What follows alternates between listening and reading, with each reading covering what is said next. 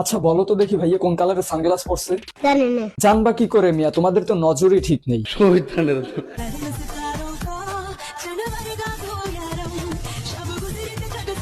ইনি হচ্ছে বাংলার সানি লিওন। এই যে তুমি একটা কথা কইলে ভাই, মোশাররফ ভাই, এটা আমার মুখের কথা না, এটা তার মুখেরই কথা। হ্যাঁ, আমি তো অবশ্যই বাংলাদেশের সানি লিওন। তার জন্মের সময় সে সবকিছুই নিয়ে আসছিল, শুধুমাত্র তার মাথার ঘিলুটা ছাড়া।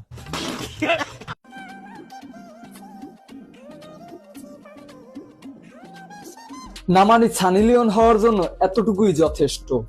এই যে আফারা, আমার হিংসা করে কোনো লাভ নাই। এই যে দেখতে পারতেছেন হিরো আমার শাকিব খান। कौन है ये लोग? এই সেই মহাবান স্বামী যে তার বউকে দিন দিন সানি লিওন বানাতে সাহায্য করছে। বলো কি, তুমি সত্যি বলছো? হ্যাঁ। এইটাই কথা, মানুষ টাকার জন্য যে কতটা নিচে নামতে পারে এটা এদের দেখলেই বোঝা যায়। ठीक बोलेছো।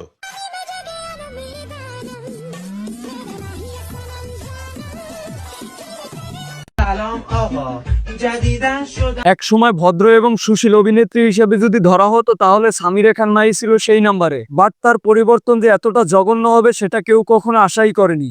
কি মানুষ রে বাবা,